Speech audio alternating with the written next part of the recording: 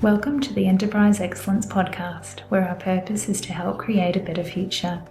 Learn from our world's experts how to improve your organisation sustainably. Learn how to achieve and sustain an excellence journey for yourself, others, and the planet. And I'm your host, Brad Jevons, coming to you from Brisbane, Australia. We are proudly brought to you in association with SA Partners, a world-leading business transformation consultancy.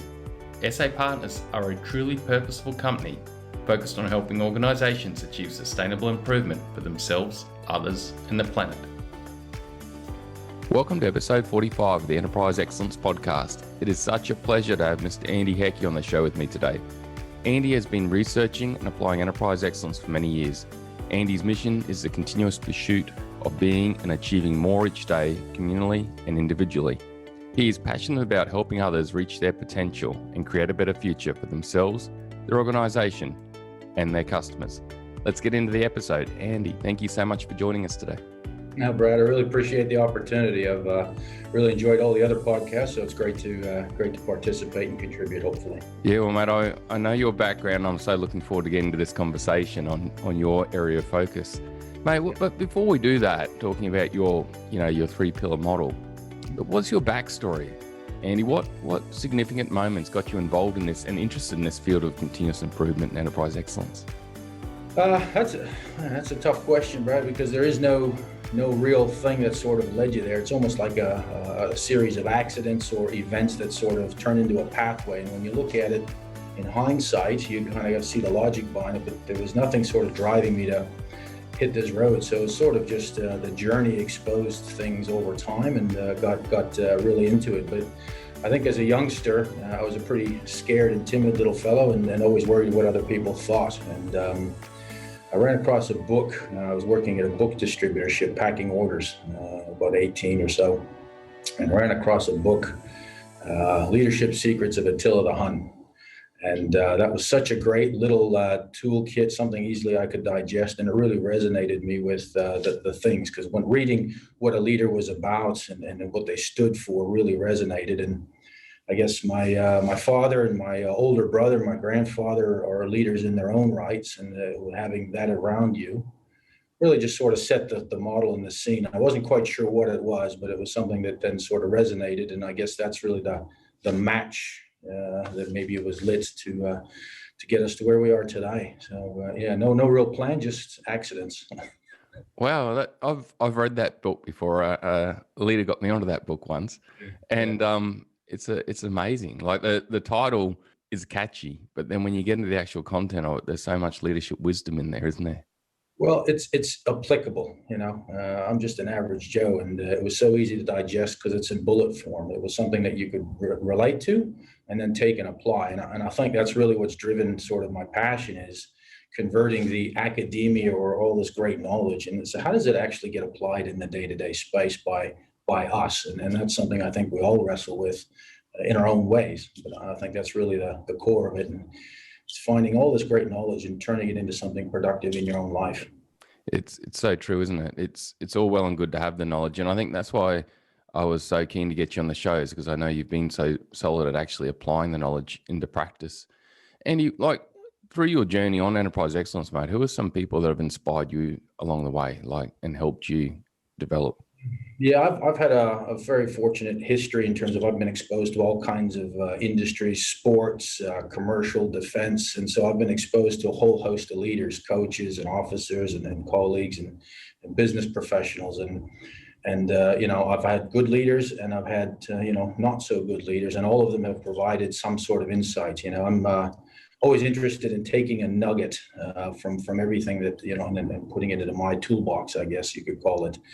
So there was a couple of coaches in my fencing and football background that had moments that sort of said things to me that really locked me in. Again, my brother and my father sort of had a big impact on some of that leadership stuff. But I guess about 10 or 15 years ago, I started to get formally exposed to enterprise excellence, continuous improvement, this bucket of thinking. And what it did, it really crystallized a lot of stuff that I was thinking and feeling, but couldn't articulate. And I found that very helpful from the academic side of things, is they can articulate things. And suddenly what you're processing and trying to work out in your own mind suddenly just goes snap. Oh, that makes sense. There's a system behind that. There's a logic. There's a bullet list.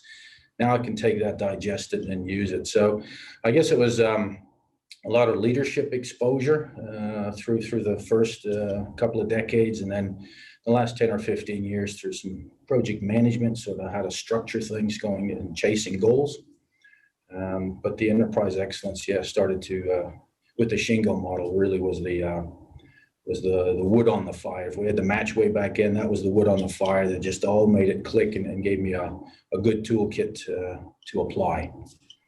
Now, mate, I know you've got that big background in learning, and you've really studied for a long time. And in recent history, you've pulled it together in your three core elements or your three pillars of excellence.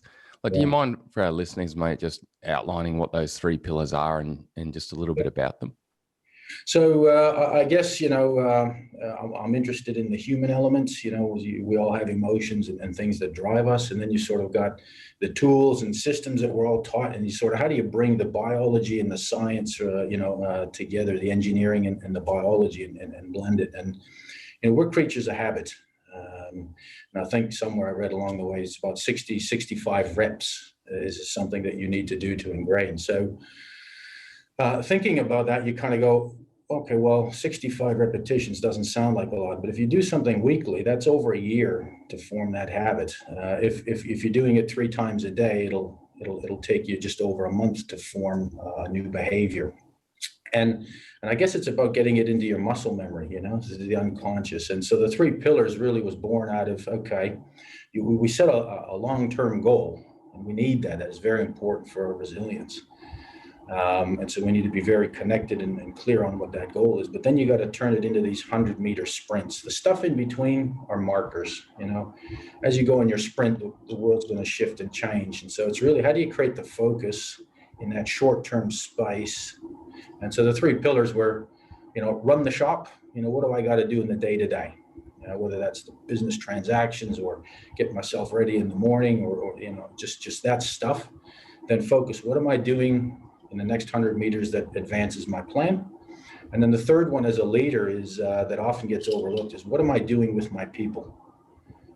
And so that's the cadence. Something I took from aviation is the cockpit scan. You're just going through this continuous cycle of updating the information so you understand the condition of things and where you're going. And that's the 3 pillars then as a leader that I apply sort of on a weekly basis. You should be able to check off and answer those 3 questions. Run the shop. What am I doing to advance the plan? And what have I done to help my people? Wow. So run the shop, advance the plan, support the people.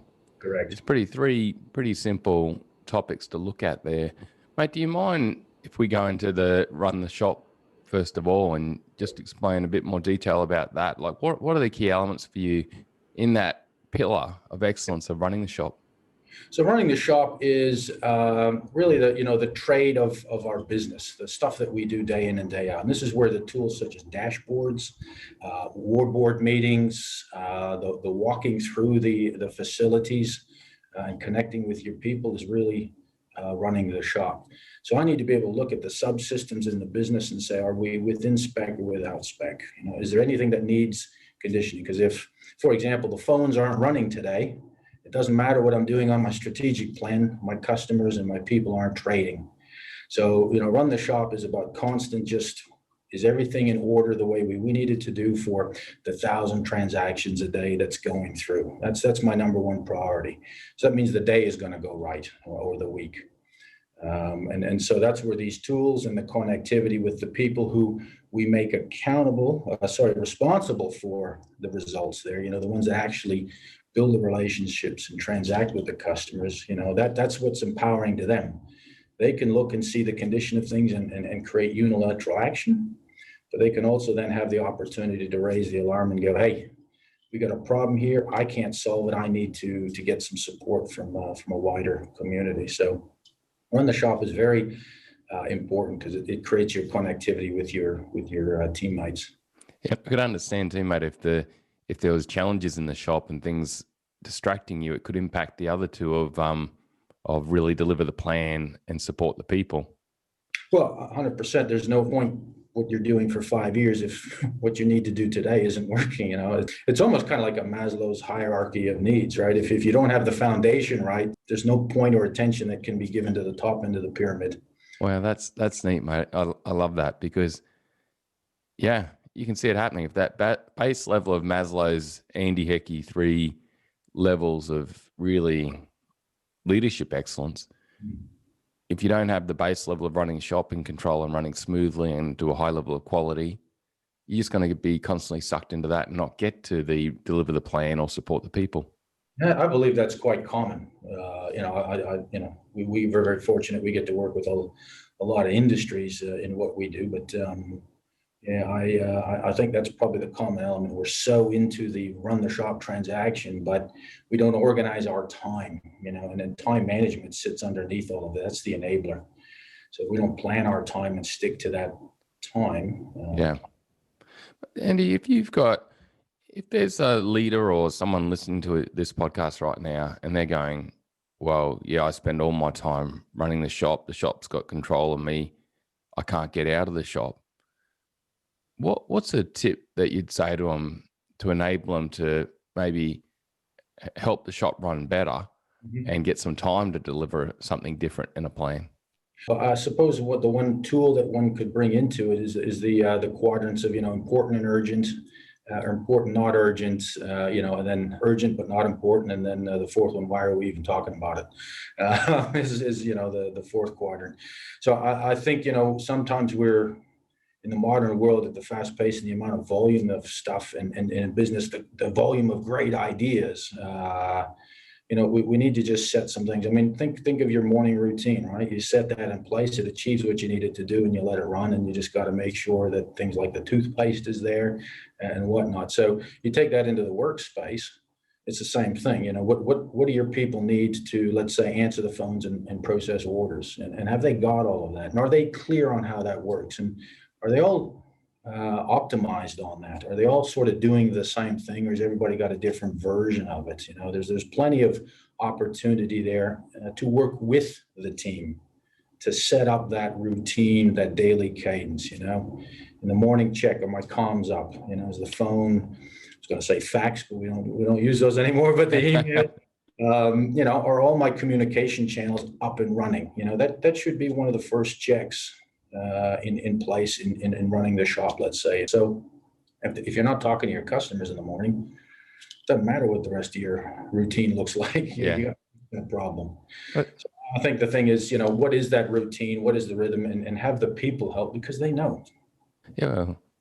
I love that the two tips you give there, which is the first one is look at your own time and what are you working on? Because there's probably a fair bit you can just get rid of there potentially because it's not important. Yep.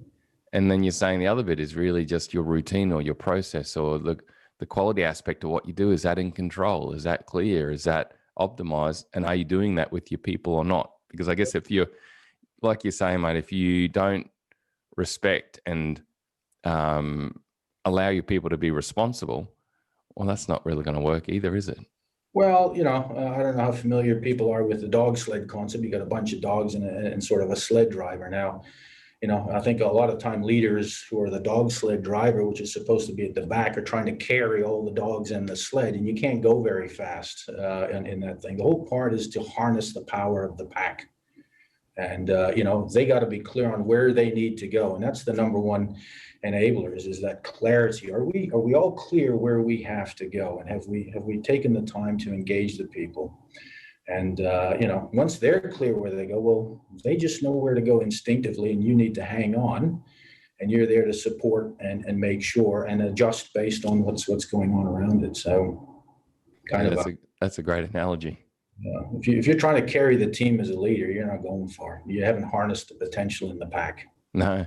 And I could see too, if you haven't got those routines or processes and aligned goals, you're going to have a pack that's stumbling over each other and getting each other's way and causing all sorts of carnage.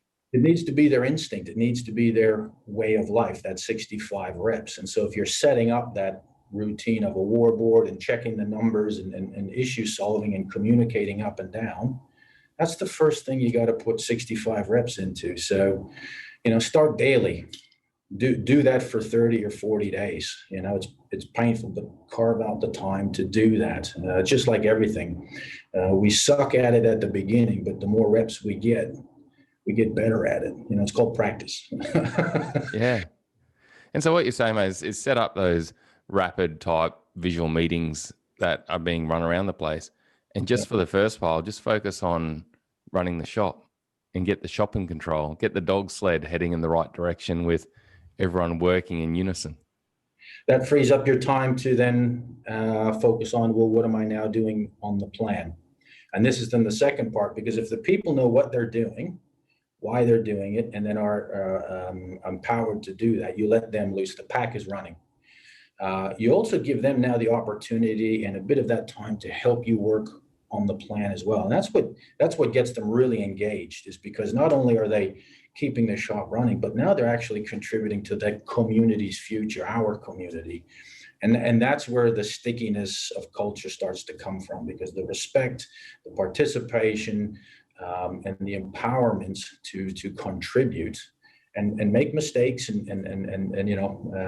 be human is a key part, because that safety element that a lot of people I guess talk about is really important in that pack community. We need to be able to trust each other. And, that's the ingredients, I guess, in the recipe of creating just this cadence, this thing that just happens, this habit. And when you do that, you free up your mind space to then focus on, okay, hey, Brad, how about you? What are your goals? What are the things about Brad? And you can now bring into the element of engagement, which is also very important in the community. Well, so the second element of deliver the plan, you're saying there's two levels to that, mate, in itself. There's a level of getting everyone involved in delivering the overall plan for the team or the company so that they're part of that direction and have that autonomy. Mm.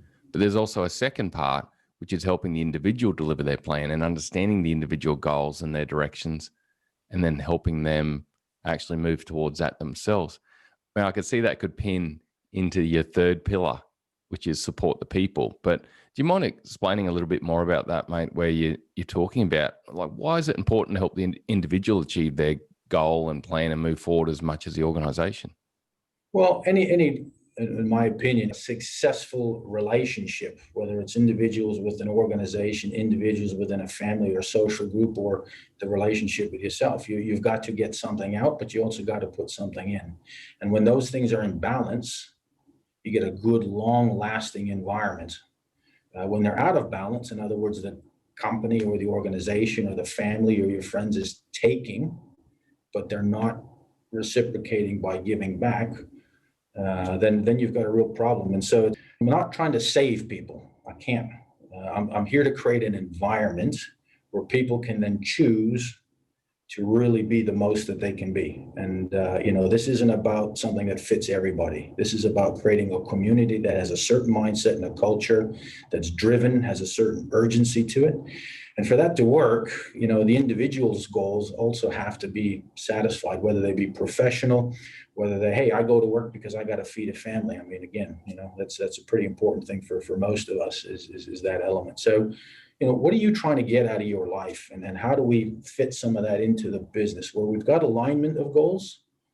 We've got fantastic teamwork. I've been in teams where I have not fit in. So they're the square peg in the round hole type of situation. The best thing is to acknowledge that and then get the heck out of Dodge and find a community that fits us. Because, this idea that we're all going to be able to do everything perfectly is rubbish. It just won't work. We're all different, but we got to find the community. And once you do, and you can get the people engaged and they can see the alignment of what they're getting out, they usually give you more than they take. Yeah, I've worked in those environments many times throughout my career. It's amazing. Yeah. Andy, with planning, and we can look at it in the two parts, mate. Do you mind explaining for our listeners where the plan's delivered and what it looks like for the organization? Like, how are you doing that? Is that in the huddle again, or the rapid visual meeting, or is that separate meetings? Yeah, so we have basically the run the shop. So that's our dashboard. Now, the outputs of those activities, the results we're looking for financially and also operationally. So, service levels and things like that. So whatever the plan of the organization is for those goals, service levels, financial results, positioning, product development, whatever it is for the organization, charities, serving. The day-to-day activities are the things that produce those results. So if the plan is to achieve these things, the running the shop aspect, you got to systemize all that so they naturally fulfill those objectives. Then you've got the longer term things where you want to then increase your market share, or you want to produce new products, or you want to whatever an organization's goals are, if it's a commercial, or win the championship if you're a footy team, or a basketball team or something. That's then the strategic vision. And then you say, okay, what are we doing over 3 or 4 years? And that's then run the plan. And so you might be doing things with people that are not going to pay dividends in the short term, but are putting in foundations for the future.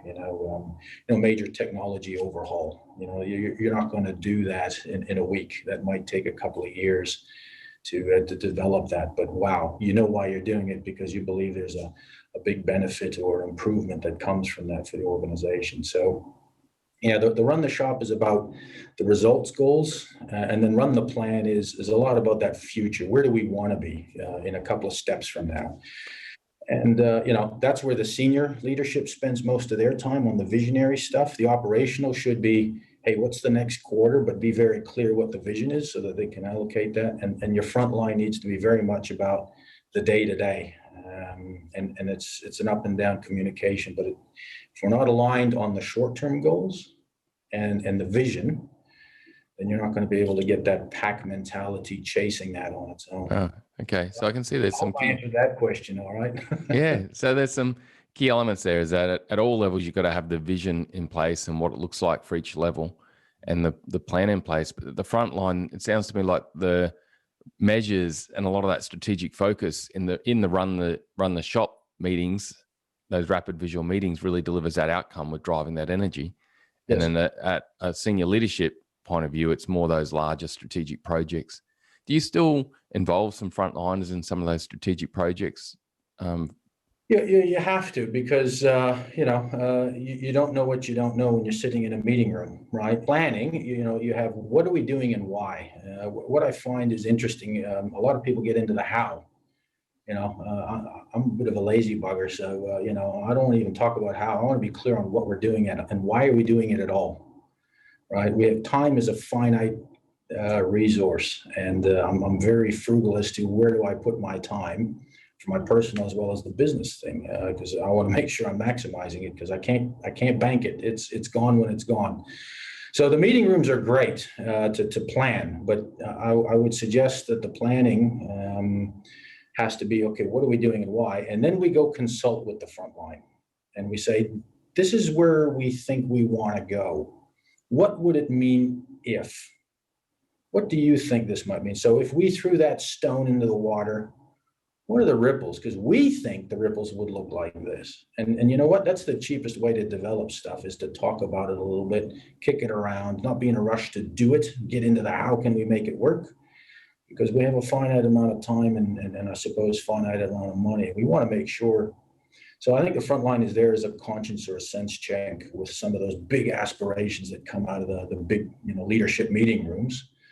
You don't know what you don't know. If you're not walking the front line and connecting, you're missing part of the environmental inputs, and you could miss some pretty key things on assumptions and presumptions. So you want to sense check with the front line. Well, I could see you could save a lot of time with strategic projects that head down a rabbit warren by simply doing that. Check with the front line, check with customers. It's very easy to let our egos run away with us. People blow some smoke up our backsides and things, and we start to feel like, oh man, we're the best. We're wow. Warning signs. None of us matter until someone cares about us. So you don't matter. You're not the be all end all. Check your ego. Have an idea. Be robust about it. Check with the people. Get all the inputs, but don't over plan. What about this and what? Be prepared. So, make a plan, be diligent about planning. Details are very important. I get accused of being very detailed, but details are the things that, cause the disasters. The one little screw out of the machine is what it causes it to fail. But be prepared and be prepared to move. So talk, plan the right amount, but then make a decision and move. Yeah, that's neat. So mate, we've covered run the shop and deliver the plan. I'm really keen to talk on this element for our listeners now and support the people, because we've spoken a lot through the show so far about the people aspect. Well, what does that involve for you or look like for you, mate, and what you do to support the people pillar? Well, I suppose I'm very fortunate in my career to have a lot of good people around me. And I guess the number one thing about the people as a leader who has leaders as my next sort of level of contact or environment, there was a saying that I really latched onto: surround yourself with people on the same mission as you, because that takes care of a whole host of things. I don't have to try and change your mind and convince you that my way is the right way or this thing is the right thing to do, because we're already got that common platform. So, they're typically competitive people, professional, but they're all different. But what we have at the heart is that, hey, we want to challenge ourselves. Yeah. So my job with those guys is to encourage and make them the best leaders they can, right? Because I can only ever be 100%. They can only ever be 100%. But if I can make 6 or 7 people 10% better, we've already gained 70. And if they can make 6 or 7 people better, so this is where the multiplication factor of empowerment starts to work, And I guess the other part is we're looking for genuine people within that spice. So again, coming back to what are they getting out of being here and sweating and bleeding together side by side? What are they getting out of it? Why are they going to keep doing this day in and day out? That's the fundamental question that I'm always asking. Are these people the right fit? They're all good people. But do we have a basketball player on the football field or vice versa? So we're not for all people, and it shouldn't be that way. We want to be inclusive. We want the diversity because that is immense. But we also need to accept not every environment or goal or objective is for all people. So if we get those people with the same mission as us on board, and then start understanding, well, why are they in the game? And that's the fundamental question, because that's giving them resilience. Because if we're doing a good job, we're failing often and we're under a lot of pressure, good pressure. And so the question that I find when I'm under stress is, why the heck am I doing this to myself? Why it would be so easy just to pack up and bugger off. So this is really important to then get down with each of your team members, and you can't be that to everybody. You can't be that close to everybody. And this is why the leaders are important to then, make sure they're doing that and instilling those habits. And so if someone's got a growth agenda, a learning agenda, well, then how can we cater that into the environment? Because maybe we just got another 2 or 3 years of resilience out of that person because they really value what's happening. And we take some of the formality out of it too, Brad. I think nowadays, the proprietary of, all of this sort of stuff, there's time for that. At the end of the day, we're just a bunch of people working together and have some fun with each other. I got nicknames for most of my close workers, there's just nothing there. Like, just strip it all back, and it creates a real sense of camaraderie and safety. And I think that's then what people take away is the journey, right? It's not the destination, it's the journey. I could see too, Andy, for our listeners, Andy works in Australia, Melbourne, Australia. And in the Australian culture, I could see that's very powerful because it's a very egalitarian culture, isn't it? Very equal level. So maybe really with the people side, I can sense that it really comes back to that understanding the people's goals and then the organization's goals and vision, and seeing the alignment to really help motivate people and build that resilience. Mm. But then the great thing I hear you've said there is that, if you're a leader of leaders, it's understanding that with the leaders below you, but then being able to help develop them to be able to do that with the people below them. I guess you're developing them to be better leaders that then cascades down potentially to the next level of leaders or down to the frontline team. Absolutely. Every small business grows, and then hopefully you turn into a major multinational over time. And there's leading by example, but it's also that time management, right? So if you've got an organization and the CEO is driving the truck all the time, you got a very expensive truck driver. And more importantly, who's leading the ship, who's taking us on our journey, because that somebody's not doing that, right? So it's about striking a balance on where we allocate that time. We only have sort of full-time 1,976 hours in Australia here. That's our full-time allotment. We got to have leave. We got to do that. So we need to be very diligent about where do we apply that time, you know? I hear people saying they're busy, busy, busy. I don't know what busy means. There's always more to do than we can get done in a period of time. If you organize yourself, organize your time management, it's amazing. I mean, look at the people that we look up to and how much they achieve, and yet they've got the same 24 hours that we do. So, you know, this cadence frees up our minds to think and act. Time management, what's important, what's not important, and how do we maximize the pack, you know, in terms of through that empowerment, engagement, and setting up that rhythm and routine and easy communication, the dashboards, the huddles, or the scrums, or whatever toolkit you want to use. You know, they're all good in their own rights. You got a right tool for the right job. But the people are the enablers, right? I think it would be fair to say, Brad, we're all familiar with this hamburger chain. Yeah. Right? So they've got the most diligent and common tools and systems. They really do a great job of looking at things and then altering based on the customer's needs. But why is it I can go into one of their venues and have that great experience, because I'm a big fan of their product, and then I can go into exactly the same layouts and everything else and have a bad experience?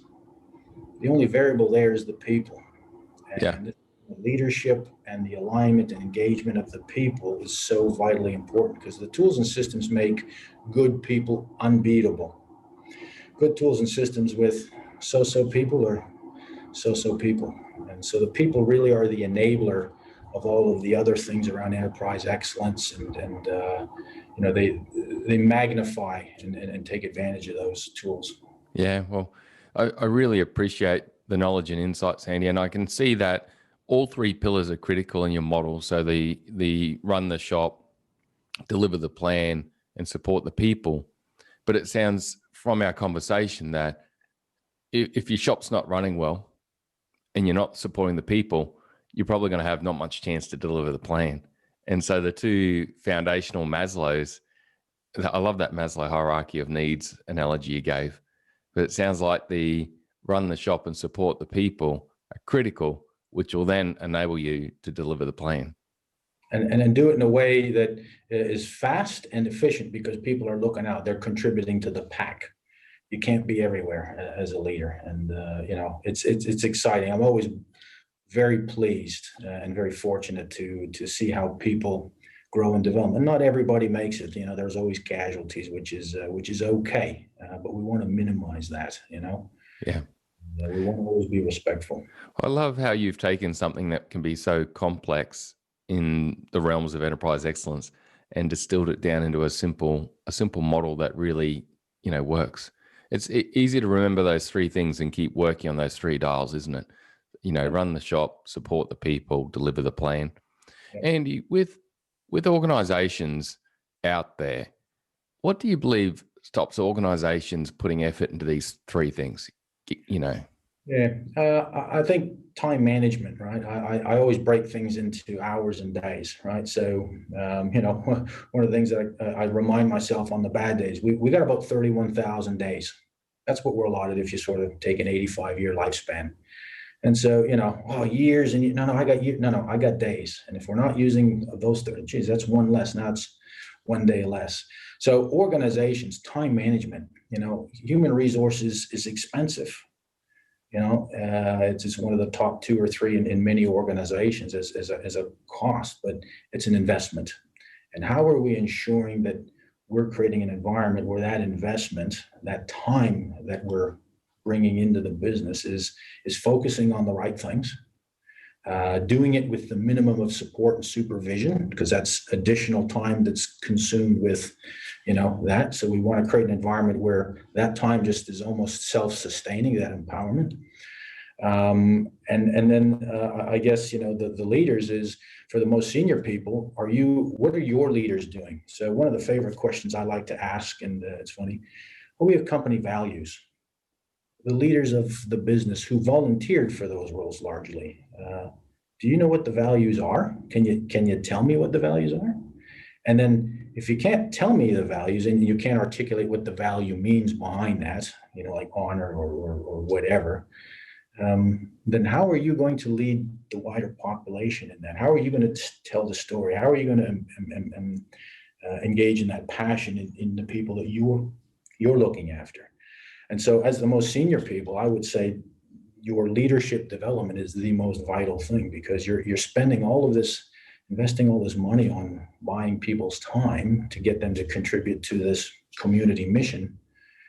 And yet the leadership, which is some of the most expensive time, and it's the key to maximizing the time and the commitment from the front line. So I would argue that time management and leadership development are probably the core thing that I would suggest people need to take a good hard look at and say, is this at the appropriate level for where, That's really cool. So you're saying that, basically time's all we've got.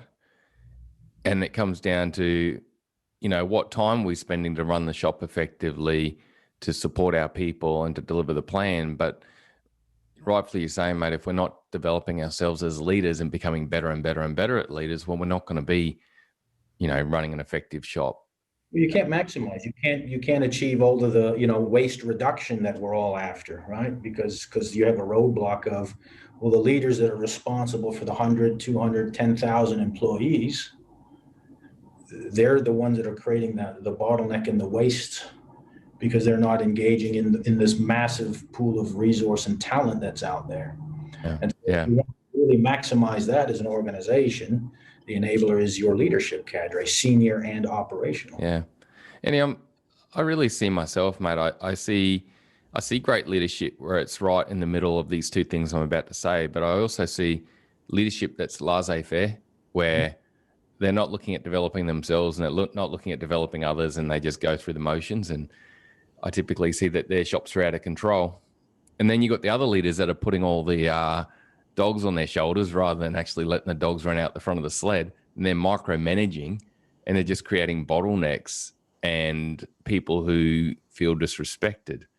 Yep. I see. Do you see those two extremes? And oh, absolutely. I've done those two extremes. That's why I'm so passionate about it, because through the experiences and hard fought, exposures in my time, I've seen what works, what doesn't work. I know what I've responded to as a follower. Being a great leader starts with being a great follower.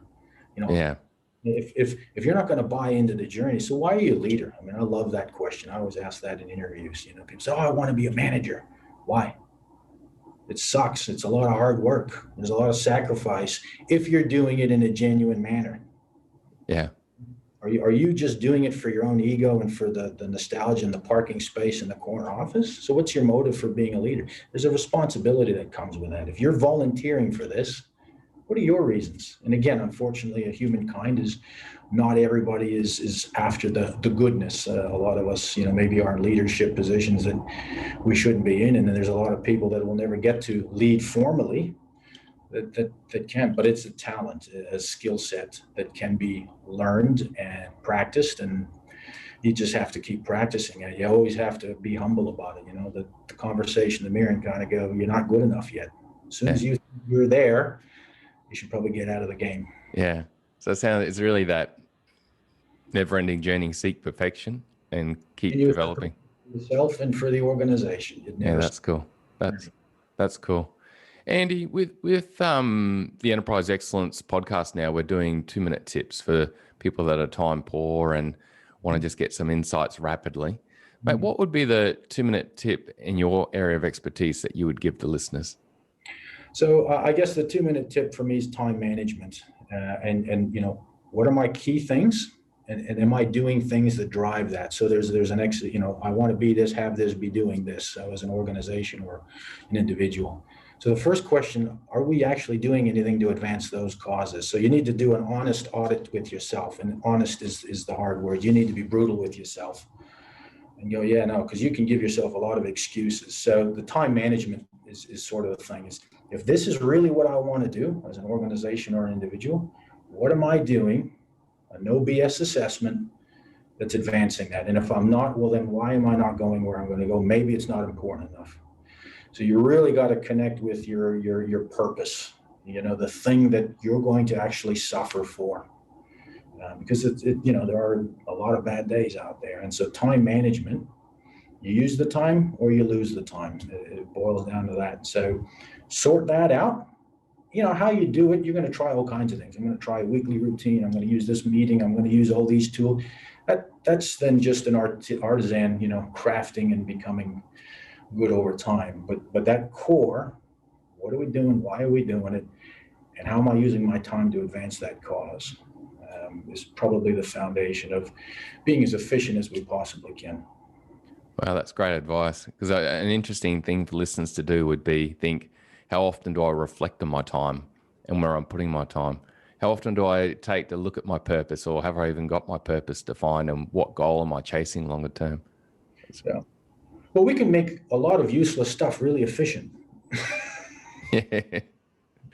Yeah, I think social media has proved that, hasn't it? Well, and I love in the Shinga model is that the purpose, the people, and the processes, and engage the people to improve the processes, but the processes deliver value. Because I can get all kinds of people whipped up about improvement, but we're improving things that mean nothing to nobody from our goal point of view. So again, what are we doing and why are we doing it? And having everybody clear on that, that's key to unleashing the power of the pack. Yeah, appreciate the insights, Andy. Andy, for yourself, you've been studying for years and applying for years on this field of enterprise excellence, and you've got a great model that you've built to help others. But what have you learned recently in your area of expertise that you didn't know before, mate? What's been a recent insight for you? I suppose how those common core elements that I've been sort of prattling on about, they apply to an individual. They apply to our social communities, our clubs, our families, our friend groups, and they apply to organizations, sporting, public service, commercial.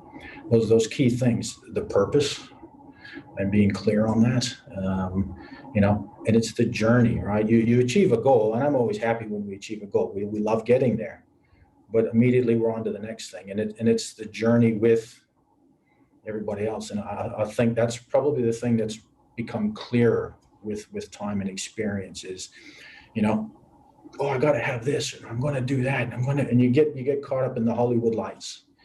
But actually, when you achieve it, you go, that was good. But I found myself, what's the next thing? And the things that I think about in the past are those moments where I struggled with a group of comrades and colleagues, and we achieved that goal. That's where the memories, that's the stuff I find myself reflecting on and getting that nice, warm, fuzzy feeling. So yeah, it's great, the actual outcome, but really I cherish the hardest, most challenging journeys with a group of people and being able to then suffer together and get there, Wow. So it's a journey to support the people and journey with the people. That is the memorable piece. And then achieving the goal and I guess celebrating together. The goals are important, don't get me wrong. But once they're ticked, continuous improvement, we celebrate for the night, and then it's all right, geez, what are we going to do next, guys?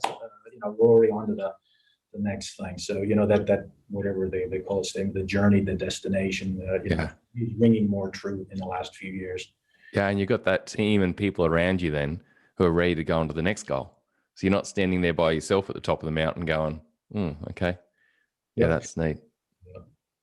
Andy, how can people reach out to you, mate? You've shared such good knowledge and your model is really simple and effective. How can people reach out to you if they want to learn more? Well, probably LinkedIn is the easiest platform for to grab me. If someone had a question or wanted to offer some insights that I can learn from, probably the best way, because I'm out there, Andreas Hecke, and if they had questions or I'm always happy to learn. Like I said, I'm a collector. I'm interested in picking up from anybody and everybody something that I can add to my toolkit. So that's probably the best way to get in touch if you found some sort of pressing desire. Yeah, well, I appreciate it, Andy. Andy, thank you for joining us today and helping us share knowledge and create a better future. Really appreciate it, mate. It's been a pleasure. And it's been real fun and really enjoyable, and hopefully somebody's been able to take a golden nugget out of that set of stuff there. I'm sure they would have. Thanks again, Andy. Talk soon. Cheers. Bye.